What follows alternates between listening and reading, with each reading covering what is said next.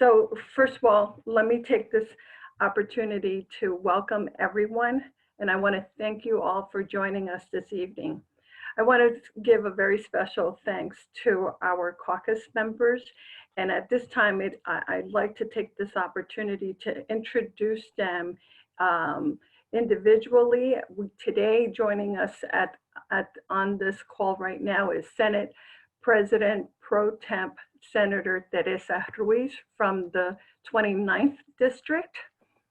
Where is she? I want to make sure that as I call out your names, please make sure to wave so we are able to make sure everyone knows who you are. So Senator Ruiz. Okay, we may have to come back to her, but she will be followed by the chair of our Economic Growth Committee, Senator Nilsa Cruz Perez from the 5th District. Where is she? Yay! Woohoo! Hello, everyone. Thank you. Our Majority Conference woman, Assemblywoman Annette Quijano from the 20th. Hi. Hi, everyone. Hi. It's great to see everyone. Our Vice Chair of the Assembly Transportation and Independent Authority Committee, Assemblywoman Yvonne Lopez from the 19th District. Hello. Our Deputy Speaker, Assemblywoman Angelica Jimenez from the 32nd District.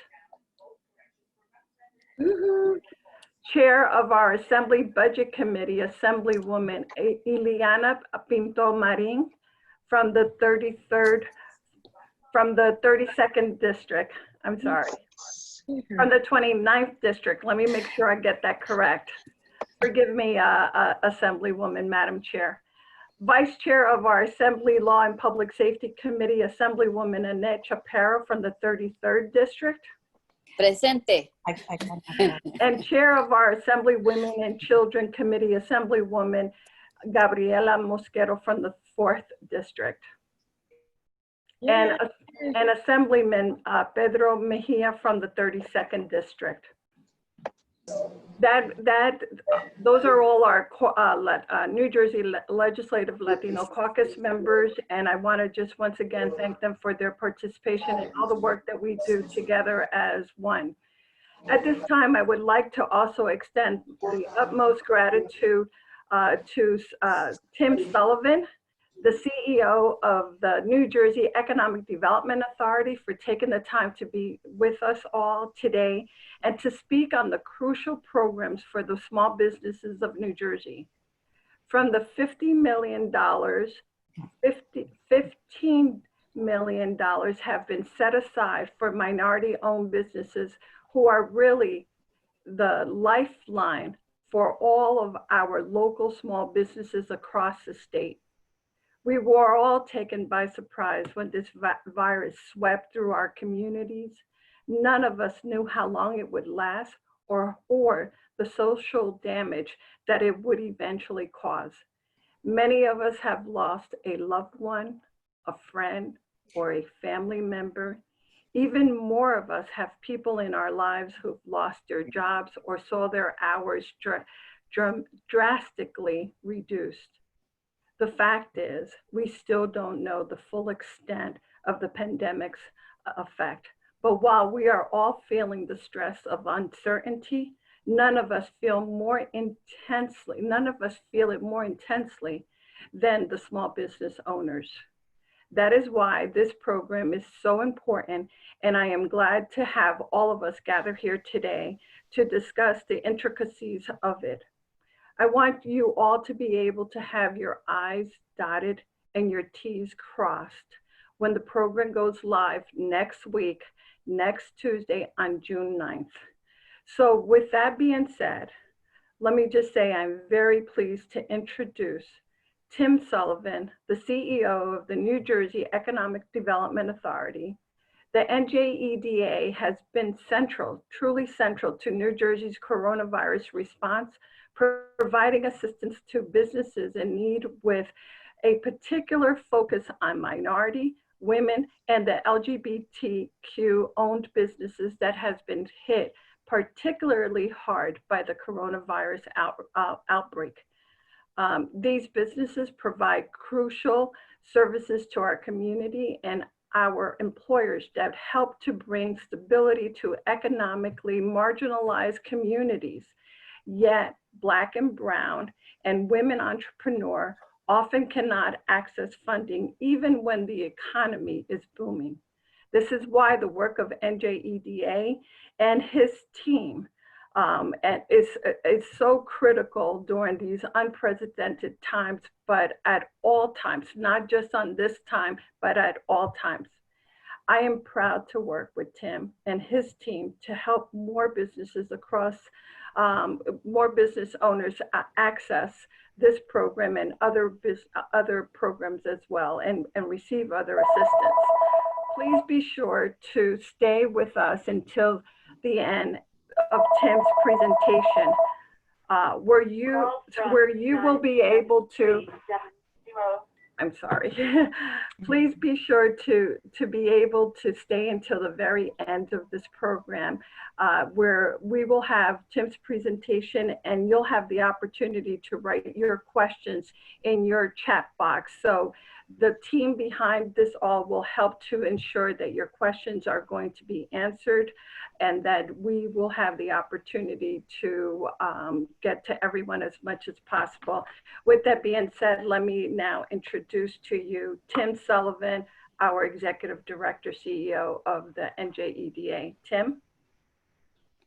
Great, thank you, Senator and Madam Chair for the Chair of the Caucus. Thank you for that very kind introduction. It's an honor to be with you and to the other members of the caucus. What a great opportunity! I wish it was to discuss something less crisis-oriented than responding to a pandemic, but it's an honor to be with all of you, particularly taking the time as we get into the evening hours, as we head into the weekend as well. I also want to recognize, I know we have a number of faith leaders who are on the line as well. I want to give a special recognition to them and thank them for their time and for their support and value that they bring to so many of these conversations. We really appreciate it. I want to just give a quick set of shout outs to some of the folks from our team at the EDA and some of our partners that have joined us in this crisis. Just to give you a quick snapshot of who you have on the phone. Many of you, hopefully all of you, know Ty Cooper, who is our Senior Vice President for Policy and Communications. We've got Michelle Bowden, who joined our team right at the beginning of March, right as this was all getting started. Great timing for Michelle, but thrilled to have her on. She's the EDA's first ever Chief Diversity and Inclusion Officer. And her role is super important, not just in helping us shape who we hire and how we operate the authority, which is important, but really how we're working hard to serve a broad and diverse and inclusive group of businesses. We're also joined by Cristina Fuentes, who runs a number of things for the EDA, including our small business efforts, which is why she's so central to this work. Mirabel Fermin, who joined our team recently as well and is part of Christina's team. I think that's everyone who's from the EDA itself. And then we've got Medina and Tara and Esther, who have joined us.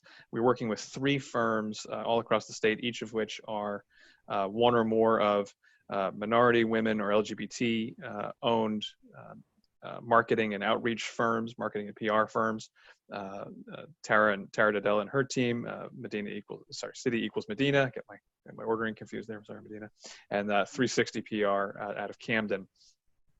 So 3 great firms that are really helping us get the word out to as broad and diverse and inclusive a group of businesses as possible here, because we want to make sure, I think as Senator Post said so powerfully, so often programs, even that are well-meaning, are either not known about or difficult to access or out of reach for a variety of reasons, particularly for minority and women-owned firms, LGBT-owned firms, veteran-owned firms, immigrant-owned firms. We want to do everything we can through this program to be doing as much outreach as we can. I think this is about the 50th webinar. I know Senator Ruiz mentioned earlier, she's probably sick of seeing my face on her Zoom. I was with her a couple times this week. I've seen several others of you along the way, so really appreciate all of your time and all of your support and engagement and your time. I'll just say, as a framing comment, and then I'll jump into the slides and talk about this program. Again, as Senator Post said, our hearts have been heavy for months now with the loss and the impact of coronavirus, of nearly 12,000 fellow New Jersey residents their lives lost, more than 160,000 people who've contracted the disease that we know about, and so much sadness and heartache and pain. And it's also caused an economic crisis that is causing tremendous hardship and pain. And, we've also been reminded in the last several, days, week and a half, since the murder of George Floyd, that this is all happening against the context of an ongoing crisis of justice and equity and fairness under the law for particularly communities of color, who are also disproportionately bearing the health crisis and the economic crisis. And so as we think about economic relief, as we think about recovery, as we think about supporting small businesses, economic justice has to be part of any strategy for economic recovery. And thinking about diversity and inclusion and equity has to be a central part of everything we do. And we're working hard to make steps in the right direction here. We've made some steps. I think they're positive. We have a lot more work to do. And I'm eager to work with all of you, in the months and years to come, to continue to make progress here, because we know we have a long way to go on that front. With that, let me jump in and tell you a little bit about these programs and leave plenty of time for Q&A and discussion. I'm not sure who's driving. Medina, are you driving? Or whoever's got the slides. Rachel's here. Rachel, if you could share your screen with us, Oh, I'm please. sorry. Rachel Gomez from our communications team is on as well. I didn't introduce her. I apologize. Rachel, thank you. Yeah, so perfect. A great place to jump. So our relief package really has 5 main pieces. Some of this goes back to the stuff we announced in late March and early April. There's an emergency assistance grant program. There's an emergency assistance loan program. There is programs to support lending capital through our partners like CDFIs to support micro, small, and medium-sized businesses, as well as some technical assistance support that we've been talking about, as well as credit flexibility for the 300 or so small businesses that we lend to directly through the EDA prior to this crisis. Next slide, please, Rachel. So you might recall in early April, we had a $5 million grant round that was oversubscribed significantly. We thought we would be able to fund about 2,000 businesses. We got 34,000 applications. The only good news was that the IT system worked. Everything else was, we were overwhelmed with applicants, which was an indicator, along with things like unemployment filings, of how significant the pain and dislocation in the small business economy really is. And that was only in early April. This gets worse as it goes on. The reason I mention this here is because of the $50 million, the $50 million that Governor Murphy allocated to the incremental small business support, we put $5 million against funding some of the backlog from that first round of applications. And so we've been letting businesses know in the last week and a half that they might be getting some funding. This was a smaller round. It was smaller in dollars and smaller in eligibility. We really, this time when we had more money, and we were really focusing on sort of the hardest impacted parts of the economy, as we've rolled forward 2 months, there's really no part of the economy that isn't significantly impacted. And so we've broadened our programming quite a bit. Rachel, if you can give me the next slide, please. And so this new program, there's the new program that launches next Tuesday morning, as Senator Poe mentioned, at 9 o'clock. I'll talk about the details of that in a moment. Is bigger, quite a bit bigger. It's $45 million. This is all federal CARES Act funded. We've expanded the eligibility quite a bit in lots of different directions. One, we're going up to 25 full-time full-time equivalent businesses. So still not very large, but a little bit larger. A lot of the SBA programs go to much bigger firms than this, and that's why they had some bad headlines with folks like Shake Shack and Ruth's Chris getting eligible for small business funding. Ours is 25 and under employees, so truly small businesses here. We're also including sole proprietorships. We're also including home-based businesses to be eligible this time, and we've gotten rid of the industry classification. So basically all industries are available. Nonprofits are also eligible. They were eligible the first time, they're eligible this time. You have to be basically in good standing with the Department of Labor and a few other things. You have to be a registered business in the state of New Jersey. So you have to be on file with basically with taxation. Next slide, please. Really importantly, and one of the reasons we're so excited to be having this conversation tonight, is as we've thought about how do we work to make sure that more minority and women-owned firms access this capital, access this vital grant funding. We have reserved 1/3 of the money, 15 million, at least 15 million, for businesses that are located in Opportunity Zone eligible census tracts. This is the full long list of census tracts, the 750 or so census tracts that were eligible to be designated as opportunity zones because they are high poverty, high unemployment, low income, even prior to the crisis. This is not just the 20% that were actually designated. There's a map on our website. So this is designed very purposefully, although imperfectly, but purposefully to make sure we reserve a lot of the funding for minority and women-owned firms, particularly for communities of color that have been really impacted by this crisis, and also add, as Senator posted earlier, such a backbone and a central part of so many business districts and downtowns are these are firms that are minority and women-owned. We're also trying to do better and be more inclusive and do lots of outreach on the language access side of the equation. The applications, both the application is available in both English and Spanish. We have interpretation services available for 9 other languages. And if you don't speak one of those 11 languages, we have, you can email us at languagehelp@njeda.com, and we will figure out a way to work with you and support any language or virtually any language that's out there. So again, this is a really important, I think, demonstration and commitment from Governor Murphy and the entire team to making real a commitment to both being stronger and fairer as we think about economic development and the distribution of economic relief efforts here. This is an important piece of it.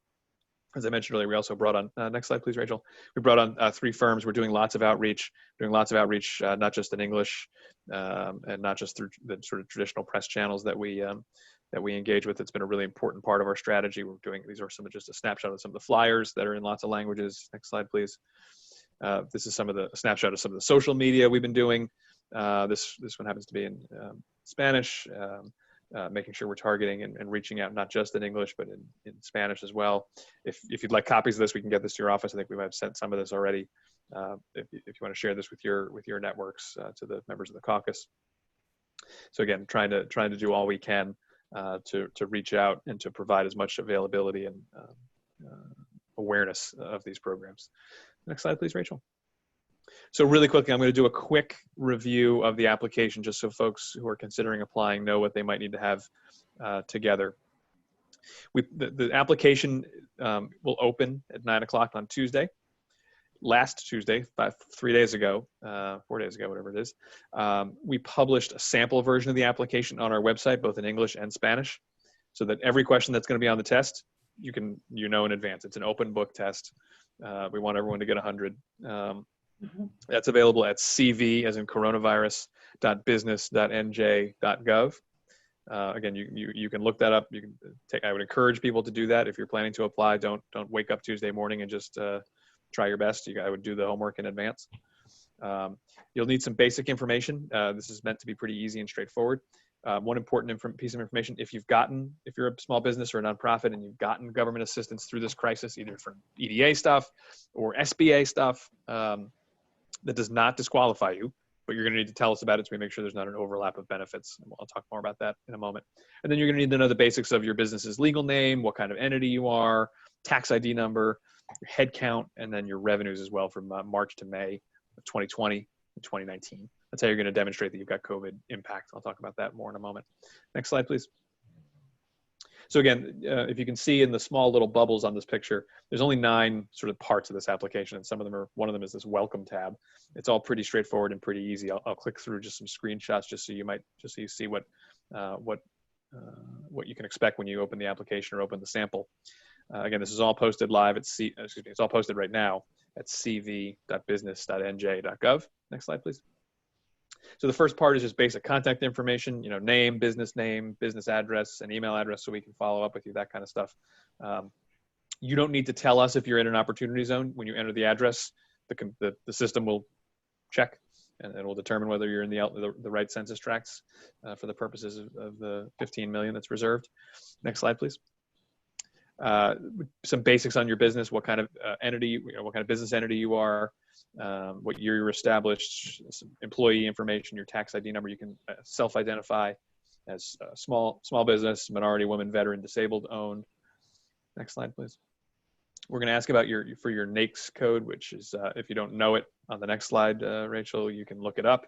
We'll help you find it. This is basically just so we can know who's are we serving lots of restaurants or manufacturers, or are we, how are we distributing, just so we can track how we're distributing the money. Next slide, please. There's some basic screening questions on your business details. We're going to ask, are you a home-based business? That this time, that does not disqualify you. Last time it did. But then it asks some other questions that would disqualify you. So we can't support, because of state statute, gaming or gambling. What is classified here as quote unquote adult activities, auctioneers, bankruptcy sales, outdoor storage. There's a whole, not long, but a couple member list of ineligible activities. Next slide, please. This is an important one. This is probably the most important part of the application. You got to demonstrate your COVID-19 impact. 4 questions. They're simple, but they're important. Were you deemed essential by the executive orders? Have you been able to remain open since March 9th? What capacity have you been open? And your revenues for the 3 months that ended March, April, May of 2019 and 2020. The vast majority of businesses are going to have declining revenue across that period. That's how you're going to demonstrate you've had an impact from COVID-19. If your revenues are up year over year, you're in a pretty small list of very fortunate businesses, and you should feel pretty good about yourself, but you're probably not going to qualify for having a COVID-19 impact if your revenues are up. Next slide, please. Last other piece, this is a uniqueness of federal funding. It says your DOB affidavit. Most people think of DOB as date of birth. In this case, it means duplication of benefits. If you got federal funding or state funding for some emergency assistance through the COVID crisis already, it does not disqualify you, but you got to tell us about it so we can do some screening. You can't get paid for the same expense twice. So if you used PPP, for example, for your April payroll, you can't use the EDA grant for your April payroll. The silver lining of bad news is that there's usually so many more expenses than there are resources. Most people are not going to have trouble passing this test, but we just have to ask some questions to make sure we're not duplicating benefits here. Next slide, please. And then there's just some screening questions. Again, they're not necessarily disqualifying, but next slide, please. They're background information, things like prior convictions. Have you had permits or licenses revoked? Have you been debarred from public contracting for any reason? Do you have injunctions from in favor of a government agency? Again, those aren't necessarily disqualifying. They're just going to result in us having to have some discussions with you and figure out if there's an eligibility path there. And you're going to need to submit details if you have some of those issues. Next slide, please. And then you just certify at the end. This is the very end of the application. There's a decent list of things you have to certify. I won't go through them in great detail, but you've got to certify you're not making false statements and that we can verify your answers, that you've been impacted by COVID-19. Next slide, please. Things like acknowledging that we're going to share some of the information in the application with some of our sister agencies to verify the information, like labor and taxation. Next slide, please. And then that's it. Before you click the electronic signature, you should of course read all those disclosures and certifications I just went through, but I'm not going to go through them in great detail here. But obviously before you sign something, I would encourage everyone to read it and make sure it's true. But that's pretty straightforward. So that's the whole application. That's everything you need to do to submit the application. You have to electronically sign it at the end, and that's about it. Next slide, please. You'll get a tracking number. You'll get an email address where you can follow, a website where you can follow up and track the status of your application. You'll get a PDF copy of your application for your files. And we're going to hope to, we were able to make some approvals within a handful of days after the first round. It'll probably take a little longer this time because the analysis of the review is a little bit more in depth, but we're hoping within several days to a week, we'll be able to start making the first notifications of funding. And when we notify you, usually within a day, we can move the money. So this is real-time, rapid funding. Next slide, please. We often get questions. There's a little tool on our website on cv.business.nj.gov for the grant. I've got a mix and match of full-time and part-time employees. How do I know what I qualify for? This is a little worksheet that you can fill it out in advance, and it'll tell you what you'd be eligible for, assuming everything else assuming you meet all the other eligibility requirements. This little tool can tell you how much funding you might qualify for, because it's $1,000 for every full-time equivalent. Next slide, up to 10,000. We also have a number of other programs, and I might ask Christina Fuentes to join in here and tell us a little bit about the CDFI funding. This is a program she's responsible for, and I'd love to have her take the mic if she's available. Sure. So as Tim mentioned, part of that special board meeting that we had back in March, this was one of the initiatives that we offered up. And really, it didn't require too much of a heavy lift for EDAs because we looked to our CDFI partners, and they're their community development financial institutions. And they're really micro lenders that are essentially involved in their community. So what we did was we put a $10 million loan loss reserve fund together on our balance sheet. And what it did was it allowed the CDFIs to essentially create their own COVID working capital loans, essentially, that they're offering small business owners. And we created the parameters that are based off of that right-hand side of the slide, and essentially allowed them to opt into this and create these working products. So that way, you know, people who needed access to capital can essentially look to these 6 entities to also get loans as well. And if you go to the next slide, you'll be able to see those 6 partners. So here you can see the 6 partners that basically serve different various geographic regions all throughout the state. For New Jersey Community Capital, they're offering a $15 million loan fund, and they were able to leverage some foundation dollars. So they were able to create a substantial amount. And they've created the Garden State Relief Fund, which is a working capital loan product that they can offer up to $75,000 at a 3% interest rate. And it's also for a 36-month term. But they also utilize the grant that we offered our CDFIs to buy down interest rates and also fees. So the biggest takeaway from this is they're allowing their partnerships with the community-based business owners to be able to access capital at a cheaper rate, essentially. UCEDC also has a working capital loan, but they're doing it for up to $20,000, and it's based upon your credit score. So if you have a little bit of a blemished credit score, you can access $15,000. But again, at a 0% interest rate because they utilize their grants. And they've been closing over 70 loans they have closed so far, and they've been really utilizing this product. CBAC, who serves South Jersey, they're releasing their product this week. And then we have GNEC, who serves in Newark. They're creating an Entrepreneurs of Color Relief Fund as well. So again, it will be a smaller dollar working capital loan, but they're hoping that with some, you know, once they get it live and operating, some foundations or banks could essentially contribute some dollars to it. And then we also have First Bergen Federal Credit Union, which is a CDFI on a smaller scale, but they really were looking to partner with us. So we figured, you know, why not in the case of the need due to the pandemic. And we also have RBAC as well, who serves in Mercer County and really represents that area and offers a working capital product. And, you know, that's their focus is for the businesses that are deemed essential, but they still need, you know, how do we basically, you know, kind of adapt to this new world that we're in. So they offer a working capital loan product for those businesses as well, too. That's it. Great. Thanks, Christina. Yeah. Again, I'll try and be brief here because I want to leave plenty of time for Q&A. And I know it's Friday night, it's Friday night, it's Friday early night at least. An entrepreneur support program. We've talked a lot about the innovation economy throughout Governor Murphy's time. We were talking about building the most diverse and inclusive innovation ecosystem in America. We've not forgotten about that part of the strategy during the crisis as well. If you're an equity funded company that is sort of like a startup that is pre-revenue and pre-profit, you probably can't access banking capital, loan capital. So if you can get an existing third-party investor to make you an emergency loan, we will guarantee 80% of that loan capital, up to $250,000, to keep those businesses afloat during this crisis as well. So that's a program that we launched in the end of April.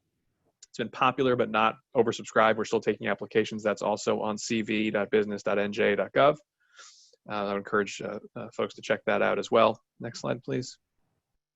We also, and Christina is responsible for all these programs as part of her day-to-day life as supporting small business. We have a number of programs that work to support small business even before the crisis. They're not as generous and flexible. They're not like zero interest, like the emergency loan program we stood up, but they are viable and open. I would encourage people to check these various programs out at NJEDA.com. They involve an underwriting process, so they're a little bit less rapid turnaround as well, but they're definitely stuff folks should check out. Next slide, please. And then one last, this isn't a program per se, but for the business owners out there and nonprofits, we've heard a lot as people are allowed to reopen that PPE, personal protective equipment, is a big issue. Can people find it, reliably and affordably and at scale for their operations? What we've done is a number of businesses reached out to the state during the peak of the crisis saying, hey, we've got PPE to sell you as the state. We basically turned that list around and made it public so that people who wish to shop off of that list can do so. All those little words in very small font at the bottom are the lawyers saying things like, the state's not saying these are good products, good prices, good people, good vendors, et cetera. They're also not saying they're bad people, prices, products, or vendors, but this is just sort of a do your own due diligence, but this is a list that we have and we're sharing it for people who want to use it. If you're a business that wants to be listed on that website, you can also do so. All of this is on cv.business.nj.gov, as I mentioned earlier. Next slide, please. We're also working, I have the honor of being one of the co-chairs of the Governor's Restart and Recovery Advisory Council, trying to take in as much really good feedback and advice to give the governor for decisions that he has to make, either himself or in concert with elected leadership. I have the honor of co-chairing that with Jose Lozano, who's the CEO of Choose New Jersey, and Zakiya Smith-Ellis, who her title is correct on the slide because as of today, she's the Secretary of Higher Education, but it was announced earlier this week, going to be the governor's new chief policy advisor. And for those of you who know Zakiya, know what a great decision that was by the governor. She's an extraordinary person and just a great, great leader and a brilliant, brilliant policymaker. So I'm thrilled for her to be able to have that new set of responsibilities. For now, she's still co-chairing this thing with me and Jose. But before she takes on that enormous role. So really, in an era of lots of bad news, Zakiya's news and the news about the Supreme Court today, both great news on the people side of things. Next slide, please. Just real quick, and this is my last slide, I promise. I would encourage you to check out on a regular basis, cv.business.nj.gov. It's the business portal. Whether it's guidance on how to reopen, whether it's information about executive orders that have been issued, FAQs on a variety of topics, it's being updated constantly. Please check that out. We also have on there the thing right next to it, the Emergency Assistance Eligibility Wizard. There's a million programs out there. They're all well-meaning. Sometimes they're overlapping. It's hard to keep track of who's eligible for what. There's a little wizard tool. You type in what kind of business you are, where you're located, how many employees you have, a few other basics, and it can point you in the direction of programs. I talked about the grant size calculator already. The very last thing I'll mention is obviously we're seeing tons and tons and tons of unemployment at a tragic scale. More than 1 million fellow New Jerseyans applying for initial unemployment claims. There's somewhat surprisingly almost 50,000 job listings on our portal for that connects job seekers and hiring firms. There's businesses that are in grocery stores and delivery services and a variety of healthcare and a few other service sectors that are hiring in pretty big numbers to respond to the crisis. So if you're looking for work, I would encourage you to check out jobs.covid19.nj.gov, or if you've had to let people go and they're looking for something temporary before you bring them back, please check that website out. If you're hiring, please, I would encourage you to, there's a link on there. You can get yourself listed on there as well. So with that, that's the whole presentation. I know that was kind of long, but there's a lot going on, and we're trying to provide a comprehensive suite of services and programs to support small business during this terrible time. And this is an economic crisis unlike, it has some things in common with other crises, but unlike anything in our lifetime, at the speed at which it's moved, the depth at which it's moved, the degree to which it's impacted portions of the population and portions of sectors very disproportionately, and particularly communities of color. So we're working hard. We haven't solved these programs won't solve every problem, or really even a majority of the problems, but we're going to continue to work hard to continue to come up with programs that fill gaps and provide more resources where we can. So with that, again, thank you, Chair and Senator Poe. Thank you for the time. Thank you so much for having us. I'm happy to take some questions and have a good discussion here. Thank you so very much. I see that we have some questions.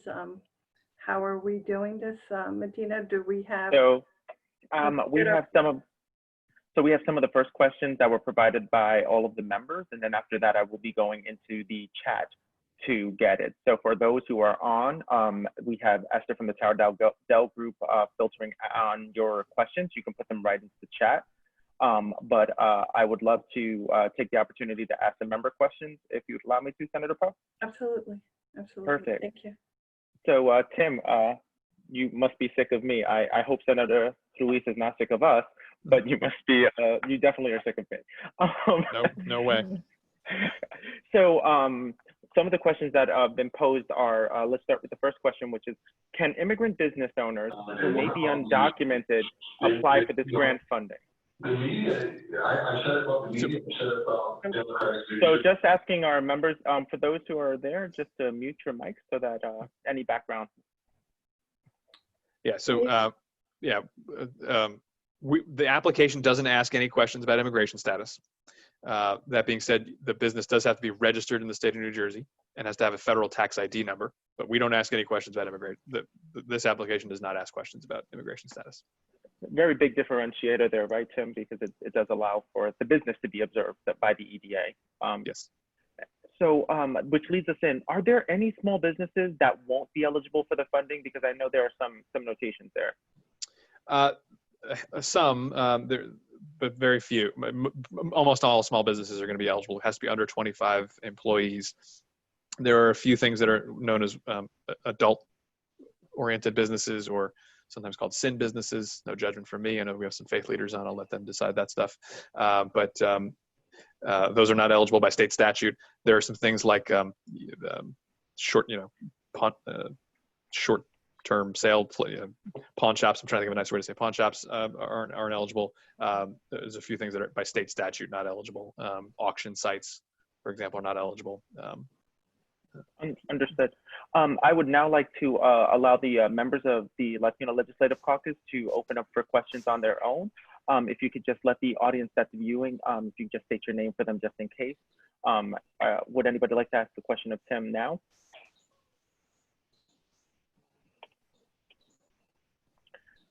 Yes, Assemblywoman Chaparro? If you could just turn off your mute. Okay, I got it. Having technical difficulties. So, which falls right into my question. I was going to ask a different question, but I'm sure everyone's going to ask great questions. This is actually a question I just thought of. When you're applying online, there are so many glitches. And I saw your application, and I was wondering if you're set up, is it set up where if someone, I mean, with so much stress going on in people's lives, they're homeschooling, they're doing everything all in one room. Can they, if they make a mistake on the application, are they able to go back without being stuck, without starting over? Just, you know, with unemployment, you see what happened there, where everyone is just trying to reapply, and it just kicks them out or gives them a hard time. And this being something more complicated where they need to put everything in and ask all the questions, the last thing someone needs is to go, oh no, I answered that incorrectly. How do I go back? I didn't mean to do that. And then they're stuck and now they're held in this whole room and never coming out. Yeah, great question. So I'm knocking on wood and crossing all my fingers. The first time around, our systems did okay. We ran a simulation that we would have 10,000 applications submitted at the same time, and would it work? And we actually came pretty close to that scenario. So, but the system held, and we're going to be crossing our fingers through Tuesday and working like that to make sure the system works. Once you hit send, that's the application, but you can go back from page 7 to page 4 or whatever to make a correction if you realize it in real time. If once you send it in, that's the final answer. Our next question. We have I'm so sorry. We had a hand raised by Senator Cruz Perez. Thank you. Thank you so much. Can you guys hear me? Yes. Hey, Senator. So it is pretty much similar to what Assemblywoman Chaparro was referring to. How about if we have communities that their internet is not very reliable and they might have connection problems? How are we going to ensure that these people have access to these programs if they have a problem with the internet? Yeah, great question. And I'm looking for Tyra, Michelle. I know we've had a number of conversations. There's a number of community organizations that are opening up or making their web, their computers available for people. Can you just fill us in with the details on that? Right. So this is Ty. One of the things that we have been working on with some of the local nonprofits and some of the municipalities is opportunities for residents to come in early to fill out their applications, of course, abiding by social distance guidelines. And I think, Senator, especially for Camden right now with the recent power outages, if there are local CDCs or if city municipal government could even open that day, or offices, or even Cooper's Ferry, where we're hosting the webinar on Monday, shameless plug, could open, that's an opportunity, again, as well, to ensure that they're going to have access to apply. And I apologize for the background noise. That's my niece and nephew. I would like to acknowledge Assemblywoman Lopez, and I also see Senator Ruiz right after for questions. Hi everyone, and thank you everyone for being on this call. And so one of the questions that I have is, what is the most important thing that our businesses can do to make their applications strong? I think get it ready in advance. Get it ready to go at 9 o'clock. So the questions are all available right now. It's first come, first serve. So it's not like we're going to be choosing, who's the best or most deserving. We're going to be doing 18,000, maybe 25,000 grants through this process. So we won't be, there's no essay questions. We're not asking people to tell us why they're more deserving than others, because everyone's, got a lot of needs right now. So it's First come, first serve. First come, first serve. So be in on time. Don't wake up Tuesday morning and look at the application for the first time. Do the homework in advance. Thank you. Perfect. Senator Teresa Ruiz. Just a question, and you may have touched this, but just to hit it again. I'm on the website. I have a language barrier. What do I do?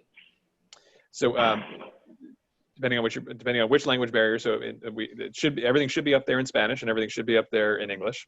We have translation services. If you email us at languagehelp@njeda.com, we have 9 languages sort of ready to go with help, and then if there's beyond those 11 languages, we'll figure out how to be helpful. languagehelp@njeda.com. Perfect. Are there any other questions from the legislative members? Yes, I could. It's Assemblywoman Quijano. I can't find the raise my hand. It's okay, Assemblywoman. Okay. It's okay.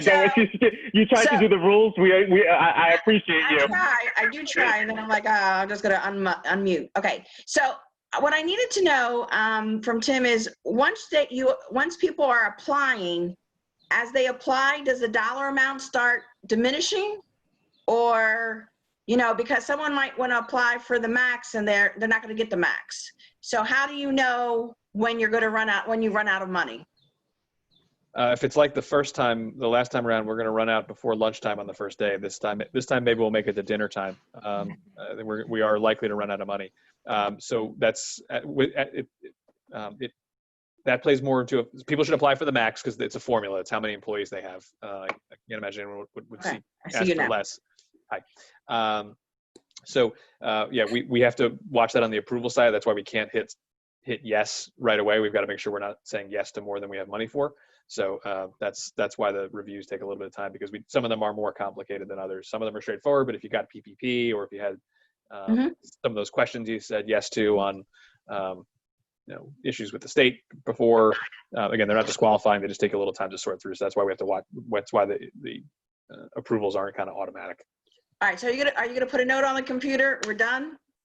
We will at some point close the application down. Once we're so far oversubscribed, we can't see any way to get anyone any funding. But there's always the possibility that more money becomes available. So we will probably let people form a line, if you will, and take a number to be in case more money becomes available. Oh, okay. Get waitlisted in case there's a third round. Yep. Okay, exactly. thank you. Hi, Yes, we're there. Assemblywoman Pinto-Marin, just a quick question. Tim, I saw that on the application, it asks for the designation for minority owned. If you do, what happens if you are a minority owned business, but some of our businesses are the person applying might not be here of legal status, but the business is. Would that affect them, and should they still click the button that represents them, their ethnic background? So we're not going to ask any questions about anyone's immigration status, owners or employees. So if they wish to self-identify, fine with me. It's not going to And does it matter if it doesn't matter if they did their registration with the state? Doesn't matter, correct? They have to be registered. They have to be registered with the state. You have to be registered with the state. Okay. So if that's the sort of the status check, but we're not going to ask anybody about their immigration status nor their employees. That's amazing. If anyone does have a question on the future down, please, I respect everyone on the Legislative Caucus. You can definitely ask the question. One of the questions that keeps coming up repeatedly, Tim, actually in the Q&A section, which participants, you can definitely put your questions in there. We also have teammates on there answering questions that might, stack up a couple. But the one that has been coming up is, if I received PPP funding, am I eligible to apply for the grant? And this was from Girish Nimbekai. Yeah. Getting PPP does not make you ineligible. We need to know about it because we have to do this duplication of benefits analysis thing. But the sad situation is most people have needs far in excess of what PPP was able to provide or what this grant will provide. So as long as you can demonstrate that you've got needs, that there's no issue. It does not disqualify you. That's comforting for everybody who was thinking, you can, and I agree with you on that one, Tim. The other question that we're getting is, if I had a question directly about filling out the application, is there a contact person I can reach out to at NJEDA? Yeah, absolutely. I would encourage folks to go to that cv.business.nj.gov because there's a chat feature you can ask questions to there, which is being live staffed during kind of extended business hours. And then I forget the exact email address we're taking. It's customercare@njeda.com is our always general intake box. I don't think we have a special email for this. So customercare@njeda.com.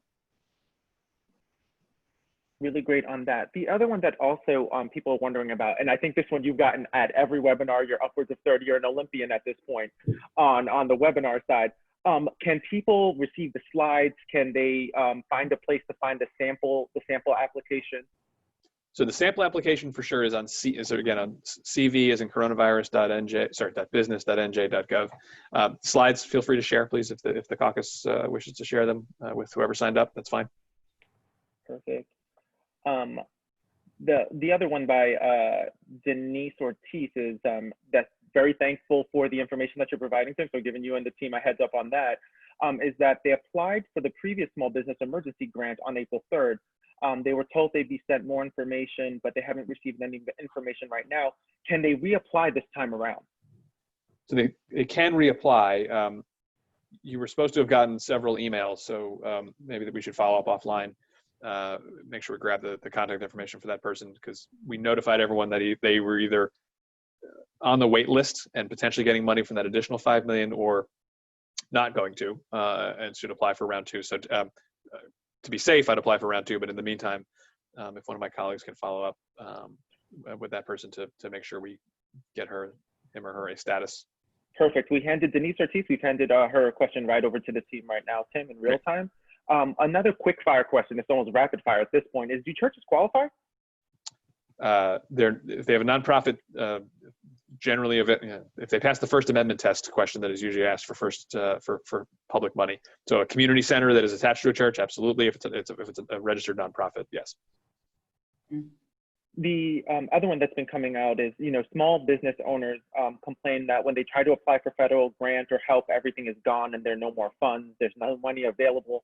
Some of them said that these grants are only for the powerful people who have lawyers that know in advance what's going on in the bank.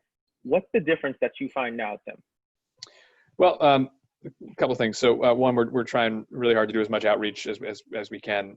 We're trying to reach a broad and diverse group of businesses and business owners and business leaders. 2, we are setting aside 1/3 of the money for businesses in opportunities in the high unemployment, high poverty, low income census tracts. This is about as easy an application as I've ever seen for public funding. No, I don't think anyone needs to talk to their lawyer or their accountant to do this one, particularly for smaller businesses that don't have dedicated lawyers or accountants. This is meant to be pretty straightforward and pretty easy, while balancing our compliance. I can imagine being in front of a hearing with all of you at some point, having to talk about our compliance and our oversight, reminding everyone that, of course, we're doing our homework as well, but we're trying to be customer friendly, but also do our due diligence, make sure we're doing the right things. But And so that it's meant to be as straightforward as possible. And most people, the first time around took 15, 20 minutes to do the application was the average time. This time will probably be closer to 30 minutes, 34, 35 minutes because it's a little longer, but it's meant to be about as straightforward as we can be. Perfect on that. Just for the members of the Legislative Caucus, if any of these questions have triggered anything you'd like to contribute, just always want to give the opportunity to ask a question. I see Senator Cruz Perez has raised her hand. What happened if the person made a mistake and pressed send and made a mistake in the application? Are they going to be held hostage because of that, or disqualified because they made a mistake, or they will have an opportunity to fix it after they have sent the application? Anyone who gets declined can appeal. And there's a process that we've got more lawyers than I knew we knew working on this to make sure we're processing these appeals reasonably quickly to address issues like that.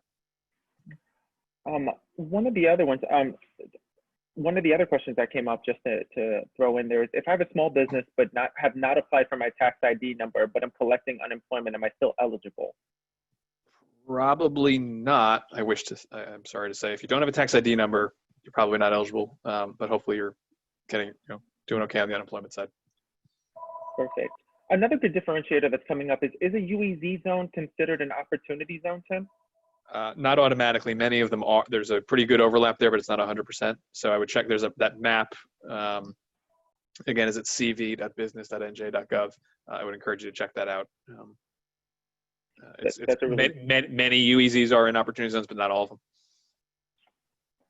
Perfect. A lot of the questions are, and you had stated this previously, but I just want to make sure that everyone can get this. There's concern about, does the EDA website and application portal have the capacity to handle a large influx of users trying to access the application? We're working like hell, pardon my language to the faith leaders, we're working like heck to make sure we do. We did okay the first time, and we're preparing for even a bigger group of applicants this time, and we will be nervous until it's done, but we're working on it like crazy. So taking a cue from Ty on this one, Tim, shameless plug that we have an innovation and an innovation webinar going on Monday at 4 p.m. But a lot of startups and brand new businesses do have this question. If you're a startup that did not make money last year, can you apply? Yes, absolutely. So just to highlight on that too. Yeah, you have to demonstrate you had COVID impact. So yeah. But not just that, it will kick into a manual review. So those entities will essentially, still be processed. They don't have to worry, even though they didn't have the COVID time. Really good differentiation there, just for our startup community. People are asking if they can, and Christine, if you'd like to weigh in on this one as well, can they pre-fill out the application to submit on Tuesday, the 9th at 9 a.m.? Unfortunately, no, but it's good for them to walk through those questions and know how to answer so they can navigate that a little bit faster. But it's most importantly, make sure that if they do have W-2 employees, go and reference your first quarter of 2020 WR30 that you would have filed at the end of April, so you understand what employees were part of that report, and you're reporting those W-2 employees that information properly, and you should test it out on the estimator prior to it going live as well too. Just to, for people who want to make sure that they have the best application, these are the steps that you should really make sure you're doing ahead of time. Absolutely. I couldn't emphasize that more, couldn't agree more. Do not wake up Tuesday morning and hoping to figure it out. Do the homework in advance, please check it out. Take the weekend. I don't mean to infringe on your weekends, or take time on Monday. There will be lots of people are going to be ready to hit the button as soon as 9 o'clock starts. So please. That's a perfect way to segue, Tim, and talk about if any of our members of the Latino Legislative Caucus has final questions, and then I would like to turn it over to Senator Poe. Thank you. Medina, can you hear me? I sure can. Okay, I have a question. I don't know if anyone on your queue from one of our other members have a question. I'll let them go first. But I have a question for the team. Can I go? Yep, please. Of course Oh, you can. okay, great. So, thank you. So, Tim, earlier as you were mentioning and describing all of these various programs, can you just specifically, once again, maybe clarify that these funds are not intended to be, that are intended to be a grant, not a loan, and that they're not necessarily required to be, that they're not required to be repaid. And once they do receive the loan, once they've completed it and they're eligible and they've received the loan, how quickly thereafter are they able to anticipate the receipt of those funds, and how is that deposited? Yeah, so great question. Thank you, Senator. These are all, the program that the application launches on Tuesday for is a grant. No string, well, there's not to say no strings attached, but does not need to be repaid. It is not a loan, it is a grant. In terms of a turnaround, if everything moves as fast as it can move, if we notify you on day X, usually within a day or two, we can have the funds electronically transferred to your bank account. So that's quick. That's great. Yep. Thank you. That's why it's so important people put in the right email accounts. Yes. Because all your communication is going to be done through email with EDA, and then you have to check your spam box too, just in case. So I know a lot of people are saying, oh, I didn't receive any kind of notifications. Please make sure you're inputting that right email, because it's very important. If you feel like you made a mistake, again, we do have an appeal process that you can walk through and make those corrections. But if you put in the wrong email, reach out to us as soon as possible, because we can fix that on the back end. But you have to do that ahead of time or it'll create some delays. Great. Thank you. Thank you for that answer. So at this time, I would like to turn it over to any last questions. And then if not, I would like to turn it over for Senator Poe for closing remarks.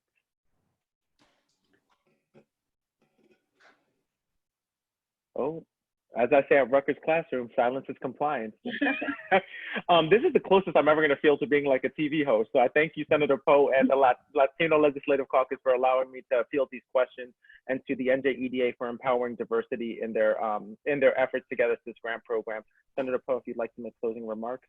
Thank you so very much. First of all, once again, let me just say that I'm extremely thankful to Tim Sullivan, the executive director of the NJEDA, as well as his entire team, who many of you have already seen on this webinar, and the hard work and the ongoing work that you're continuing to do to making sure that we get this done.